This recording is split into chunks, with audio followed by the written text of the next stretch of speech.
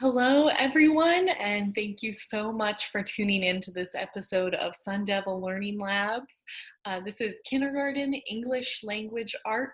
My name is Miss Kopp. I will be your teacher for this lesson today. Like I said, thank you so much for joining us. I'm really excited to get started. Today we are working on our reading and writing foundations. So that means, what are the skills that we need as kindergartners to become really great readers and writers? So that's what we'll be working on today. Like I said, my name is Miss Kopp. That's K-O-P-P. That's me. And this is week 2, day 4 of Sun Devil Learning Labs Kindergarten English program. If you've been tuning in for our other episodes, thank you so much for coming back. If this is your first time joining us, feel free to take a look back at those episodes. We have a lot of great resources and activities in those as well for you. So let's dive into today. As usual, we have our agenda over here on the left in orange. Our agenda, that just means our schedule. What are we going to do today? What's on our schedule? So first we have our letter recognition. That means our ABCs. Do we know our ABCs and what each letter sounds like? Then we're going to warm up our listening ears for our read aloud of a book called Schools Around the World. And this is a really interesting book full of, like it sounds like, schools all around the world. So I'm excited for that one. Then we're going to do our hand and finger workouts and get to time to draw. We're going to work on some really cool drawing activities today. So our materials to get through this lesson, the things that you will need to get through this lesson: first of all, any book you have will be perfect. It could be a cookbook, a comic book, a chapter book, a picture book, whatever you've got, that will be wonderful. Then you'll also need crayons. If you don't have crayons, something else to write with is fine. Maybe colored pencils or markers. Maybe highlighters. I don't have crayons at home, so I just use my colored pens that I have. Next, you will need a piece of paper, piece of plain white paper. It can be notebook paper if you have that. Maybe you have some cardboard that's going to go in the recycling you want to use. That's perfect too. And then the last thing is something to hang your paper vertically. So when we draw in these lessons, I like to have us hang our paper. So we're using our shoulder muscles, we're using different elbow muscles, different hand muscles than what we usually use when we're writing down on a flat surface. So this is a vertical surface, right? We've been hanging our paper vertically. So your last material you'll need is something to do that. So I use Scotch tape like this, just a tiny little piece. Maybe you have a thumbtack you can use to hang it to the wall. Maybe you can just hold it to the wall. That's an option as well. Or worst case scenario, if you don't have any of that stuff, you can just write flat and you will be getting the same drawing games and activities that we'll be doing as well. So that is our materials for today. As always, we have our standards. That just means, what do the people in charge think that you kindergartners need to know? What's the important information you need to know? So in a quick little summary, let me just tell you what this is all about. We're going to learn how to hold our pencils the right way, or our crayons, whatever we're going to draw with. We're going to hold them the correct way using a tripod grip, which I will explain a little bit later. Then we're going to talk about books. Do you know how to use books? Where is the cover and the back cover, and who is the author? How do you know? And then we're also going to, if we're using our listening ears and really paying attention during our read aloud, we'll be able to say, who are the characters of our story? Who are the people or the animals that our story is about? So those are just a little sneak peek at what we're going to be doing today. As always, we have our introduction, our alphabet song. I love to sing our ABCs first thing in the day to get us started, get our brains thinking about letters, and get our ears started thinking about, what does all that sound like, right? So if you know the ABC song, please feel free to join in and sing with me as well. I would love to be not the only voice that's being heard while I sing. If you don't know it, feel free to rewind the video and watch the song a few times so that you get a little more familiar, and then maybe by the third or fourth time you are able to sing it with us. So the letters will light up as we say each one, so I tried to make it a little bit easier to follow along with them for you. I hope that you guys enjoy it. Let's get started. A, B, C, D, E, F, G, H, I, J, K, L, M, N, O, P, Q, R, S, T, U, V, W, X, Y, and Z. Now I know my ABCs. Next time, won't you sing with me? I do hope you sing with me next time. Like I said, I love to have not my voice as the only voice singing, so please join in. If you've been watching our episodes, you're probably pretty familiar with the ABCs by now. And if not, just keep tuning in and you will definitely pick it up very soon. So that's our ABCs warm up for today. Now we're going to talk about our letter of the day. Every day we have our letter of the day, and this is one of those days. So our letter of the day today is right here in this lower middle, bottom middle area of your screen. If you have somebody with you that you can talk to, go ahead and say, what letter do you think this is? Do you recognize what this letter looks like or what the sound is that it makes? So this letter is the letter F. F. This is the uppercase F, and then we have lowercase f as well. F. So F makes the f sound. It's like the beginning of the word fish. Fish has the F sound. Fish. Over here, you can see we have our sign language. So I always love to talk about sign language and show you how to say each letter in sign language. Sign language is language used by people who can't hear as well as the rest of us. Sometimes they won't be able to hear the words that we say. So how does someone communicate when they can't hear what we're saying? It's actually really amazing. They made a whole language just using your hands to communicate. You may, just like it sounds, sign language. It's a language made up of signs you make with your hands. So this picture right here is actually how you make the letter F, the letter F in sign language using your hands, how you make the letter F. So I'll come full screen for a second to show you guys. This one is a little bit easier than some of the ones we were doing last week. This letter F to make in sign language, first hold up all your fingers, spread all your fingers out in your hand, and all you need to do is bring together your pointer finger and your thumb together, and then squish your other fingers together. Squish, instead of being all spread out, squish. And that is how you say the letter F in sign language. So we have our picture of it here on the screen for us. That is how you say the letter F in sign language. So what are some other words that start with F? Some other words that have the f sound, a f sound. Let's think. Take this time, if you have somebody to talk to, you can pause the video. Each think of 3 words that start with the f sound. F sound. While you're doing that, I'll think of my own 3 words. What about foot? Foot. We all have 2 of these. A f foot.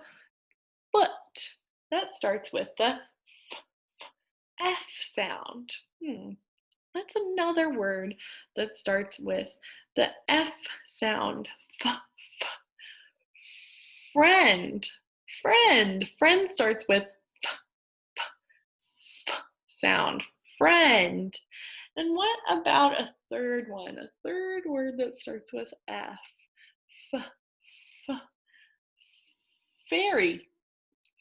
Fairy starts with F, right? Fairy. You can hear the f sound at the beginning of the word.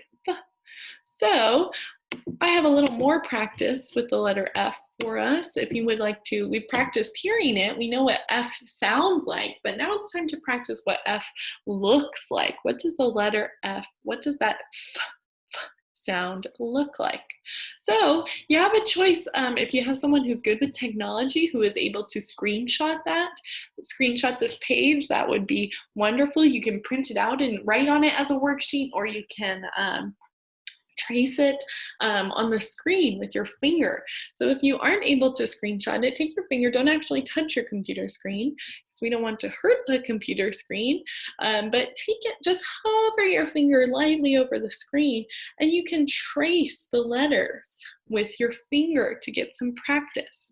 So you can trace these uppercase F's up here, you can trace the dotted F's, and you can trace the lowercase f's down here with your finger as well. And then even practice writing them on the blank line. Even if you can't see it, you can practice it and imagine what it would look like if you wrote it. So like I said, screenshot it, or if you would like to pause the video and maybe trace it with your finger for a little while longer, that is totally an option as well, just so you have plenty of practice with the word, or with the letter F. So now for today, one of our little warm up for our read aloud is called Rhyme or No Rhyme. Rhyme or No Rhyme. So here's how it will work. You will listen closely while I say 2 words.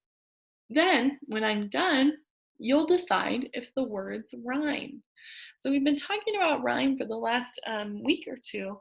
Rhyme means when the end of a word sounds the same. When the end of the word sound the same. So let me give you an example. I will say the 2 words, and then we'll decide if they rhyme. Word 1, say, pay. Say, pay. Do those words rhyme? Say, pay. Yes, they do rhyme because the end sound is the same. Say, pay.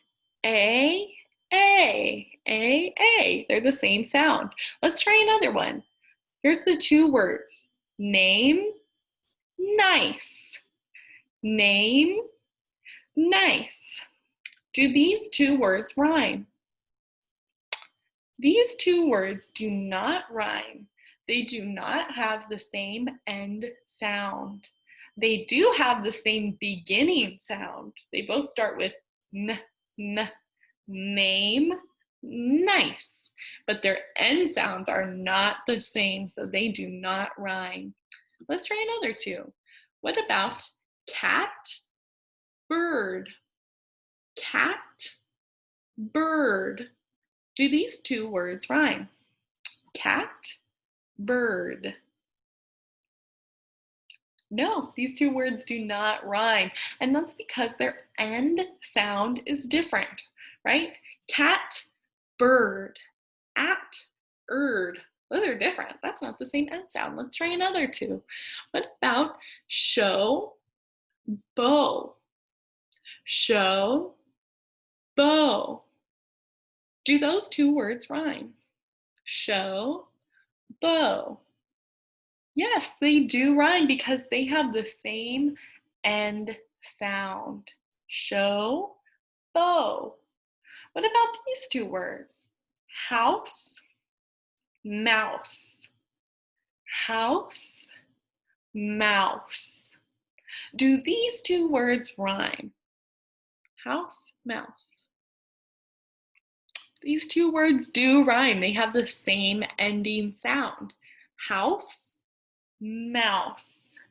Ouse, ouse.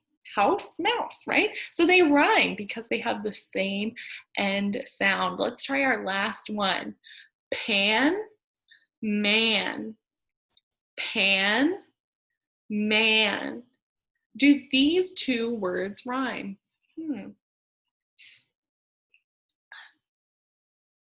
These 2 words do rhyme. Pan, man.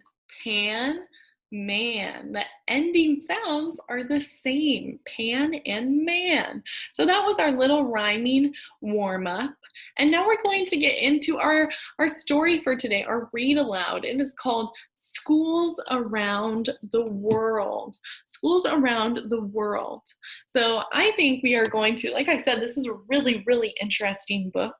And I think you guys will learn a lot about schools all around the world. So pay close attention to the pictures in this book, to the pictures, to the people, the characters who are in here, and what they're doing, because that's what the book is all about. So schools around the world. Schools everywhere. Children go to school all over the world. Children go to school to learn. So these are two different classrooms, right? In two different places. Different types of schools. Some schools are in cities. Some schools are in the country. So you can see this school is in the city because it's got a lot of people, a lot of houses, a lot of buildings nearby, a lot of kids that go to the school. But this school is in the country. The country means there's not a lot of people closely together, not a lot of people nearby each other. So there's not that many kids that go to the school. The school is much smaller in the country. Some schools are outside. This school is on a boat.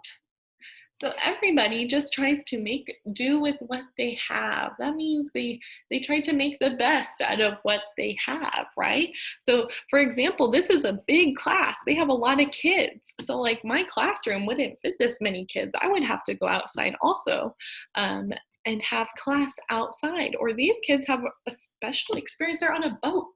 They're going to school on a boat.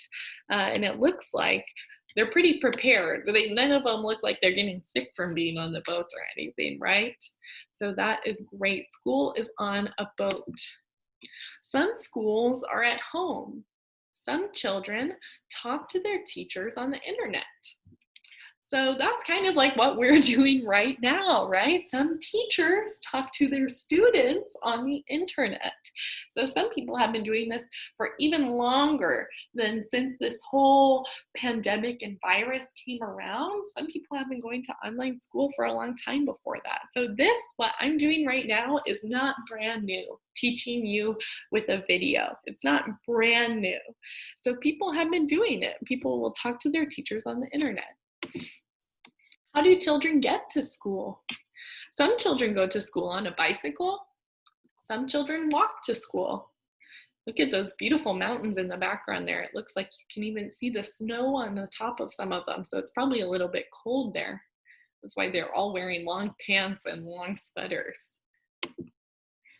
Some children go to school on a boat.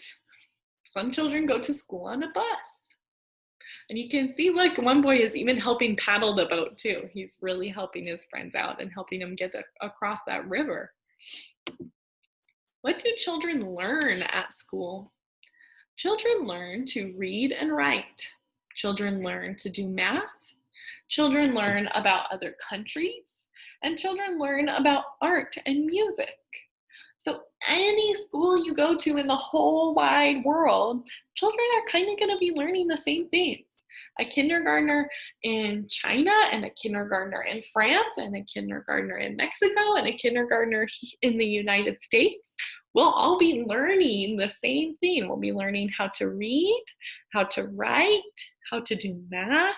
It's all really important skills that everybody has to know. So everybody in every school has to learn it, right?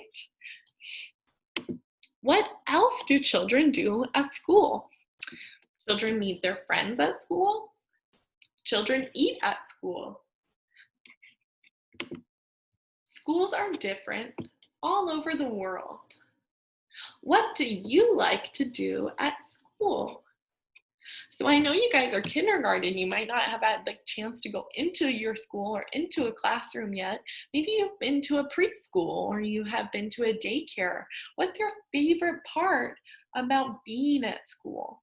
Or if you have never been to any kind of school, what do you think your favorite part will be What do you predict? What do you think will happen? What do you think will be your favorite part of school?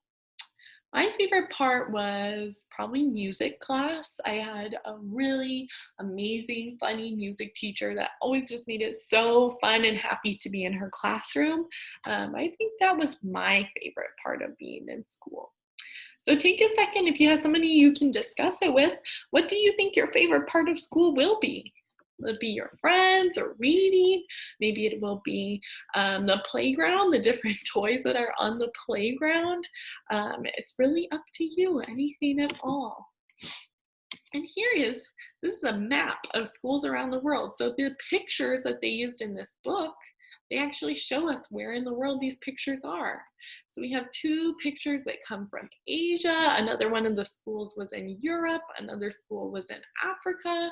Another school in South America.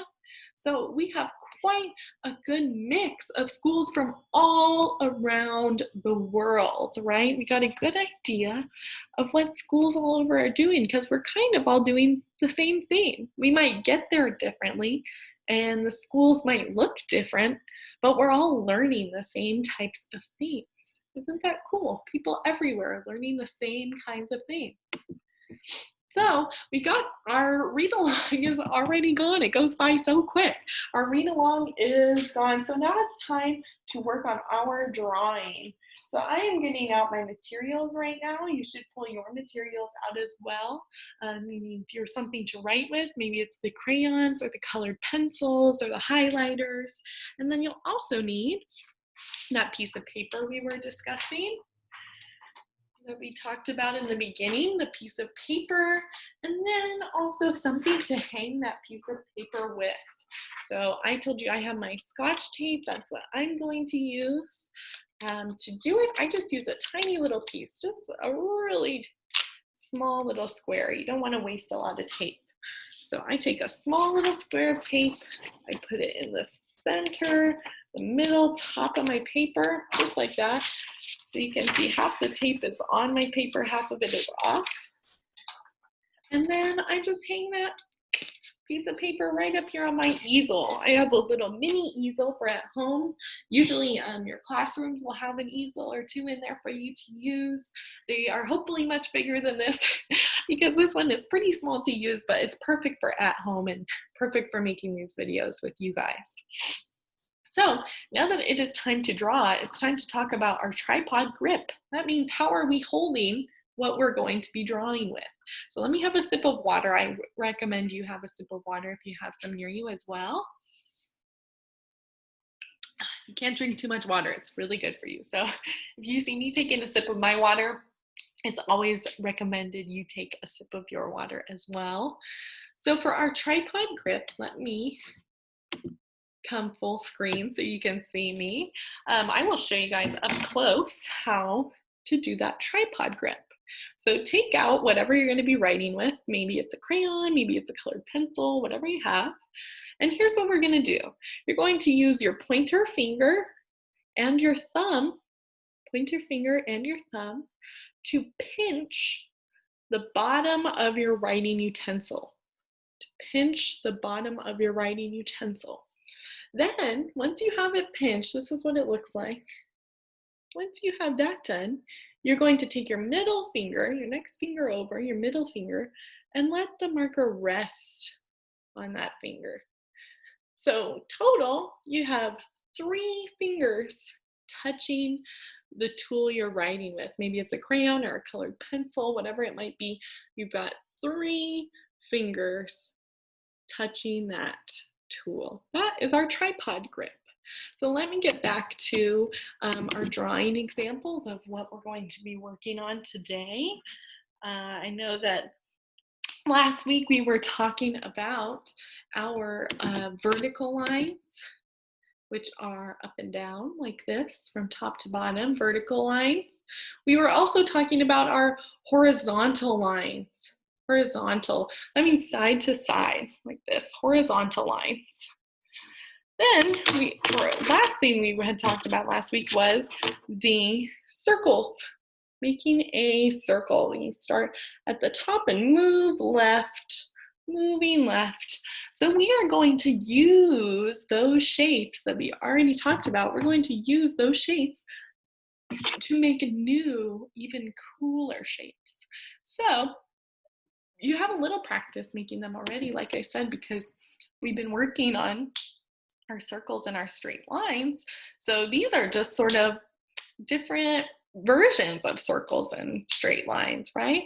Just straight lines in different directions. So we're going to practice drawing all of these cool ones today. So let's start, oh, I'm sorry. So we do have the option to screenshot this page also if you want to use it like a worksheet where you print it out and you can draw on it. That's totally an option. Or you can screenshot it and edit it on your tablet and draw on it that way. Or our good old-fashioned, using our pointer finger, we can trace it on the computer screen. You're not actually going to touch your computer screen. We don't want to hurt the computers, but you can hover your finger over the screen and trace the shapes that we are talking about. So this top one, you'll start in the middle and trace your way out. Or you can start on the outside and trace your way in. I don't know which one would be easier. Let's start with our out. Start out here at the big one and then move your way in through this. This shape is called a spiral. Spiral. You will need to remember that definitely right away. Spiral. But it's a pretty cool shape. It kind of is like a never-ending line moving in, right? So you can use your finger, like I said, to trace this on the screen to practice. If you would like to practice a few times before we actually try to draw it on our paper, use your finger to trace it to get some practice. So if we're moving on to our paper to draw it, like I said, let's try starting on the outside. So you'll start at the bottom of where you're going to draw your shape, bottom, and then you'll move left, go up, like you're making a circle. You see, like you're making a circle, but instead of connecting the circle, we're not going to connect it and make it a whole circle. We're going to keep drawing it just past the point where it would touch. So let's try that again. I'm trying to get as close as I can to the screen while I'm drawing so you can see. If we're starting down here at the bottom, first we're going to move to the left.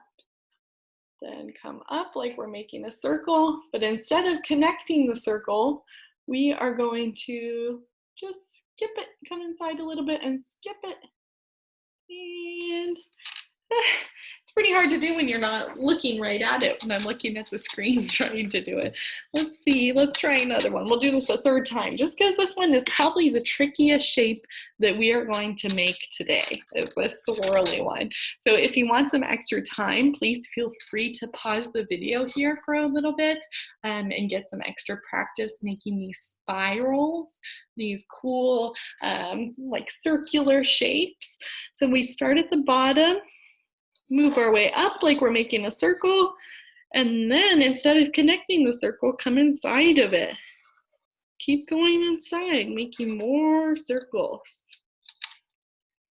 There we have it. So that is our spiral. Like I said, pause it if you need another moment to practice that spiral. That's probably the trickiest one we're going to work on today, is that spiral drawing. Now we also have this one. This is two lines kind of going in different directions, right? So like I had mentioned, take your finger and trace it first. Let's trace it and see what, get a little bit of practice with what this shape is. Trace.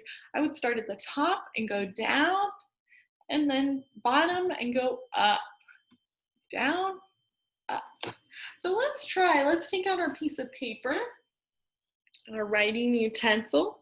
We're going to make two lines, right? There's two lines here. 1, 2. Our first line, we're going to start at the top left and go down to the right. So let's do that. Start at the top left and go down to the right. Start at the top and go down. Now we're going to do the other line. We start at the bottom and go up. So we're going to start almost where we ended, not quite touching the other line. Start at the bottom, go up. And there you have it, those two lines. So let's try them one more time. You start at the top, top left, go down to the right. Then start at the bottom left, go up to the right. So we have two lines that are going, they're kind of going away from each other, right? Two lines going away from each other. The drawing right below that, let's definitely practice tracing that with our fingers. Down, up, down, up. So this looks like quite a few lines, right? Maybe 4 lines even. 1, 2, 3, 4.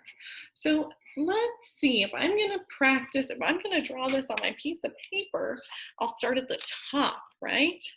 So let's see, I'm starting at the top. I'm going to move down and to the right, then up to the right, down to the right, up to the right. That's a little close to what we're trying to draw here, right? So let's see that. We can try that again. We can try this as many times as you want, really. You can pause the video and draw this for an hour if you love the shapes that much. But I'll get another practice doing this one. So you start at the top, go down, go up, go down, go up. And it's all straight lines just going basically up and down. It's a good one. So these lines are a lot trickier than just our regular vertical and horizontal lines, right? It's a little more challenging, a little harder to make these special lines. So it might take us a little bit more practice to get these down, and that is fine. That's perfect. To be needing practice we need practice in everything our whole lives. We never stop practicing stuff. So let's get our practice getting this last shape down here. This shape is kind of like half a circle, right? Half a circle. So to draw this one, we know when we're drawing circles that we move to the left. So to draw this one, we are going to start at the top and move left and down. So it's just one movement. Instead of this line that was like 4 movements, it's just one movement. So start at the top, move left and down. Start at the top, left and down. So they're all kind of like half circles. A circle like that, cut in half, that he looks pretty happy with that, his other half, I guess, right? So that was our last shape we are going to practice for today. Like I said, if you want to screenshot this page, you can use it and keep drawing all over it, and feel free to print it out, or you can pause the video and trace the shapes with your finger for as long as you need to feel like you got some good practice with that drawing today. So now that we have already finished up our drawing for today, I do have a few activities we can do at home. Activities to do at home to help you become great readers and writers. So pretty important activities. This one for today is actually a great activity I learned from my first teacher way back when. So she would write a letter on separate pieces of paper, write each letter, A, B, C, D, E, F, G, each one on its own piece of paper. So one piece of paper with A, one piece of paper with B, one piece of paper with C. You can use all uppercase or all lowercase, or maybe you want to put both. It's totally up to you. And then hang these pieces of paper with the letters all around your house, anywhere that the kids can see them. Excuse me. Anywhere, hang them anywhere that the kids can see them, somewhere eye level. Maybe it's on doors, shelves, cabinets, stuff in their room, walls. It could be anything that is within their eye level to see. And then every time they see them, just say the letter out loud. It's all about practice and repetition. And when it's hidden all over your house, they're going to be getting a lot of practice and a lot of repetition with the letters. So that is a fantastic activity you can do at home and leave up for as long as you want, and it will always, always be helpful for these kindergartners. So thank you guys so much for tuning in for this lesson. It's been wonderful having you guys here. I hope you tune in for another episode of week 2, episode 5. We'll have even more activities that you guys can do over the weekend to build those reading and writing skills. Again, my name is Miss Kopp. Thank you guys so much for joining me for this episode. I look forward to seeing you next time.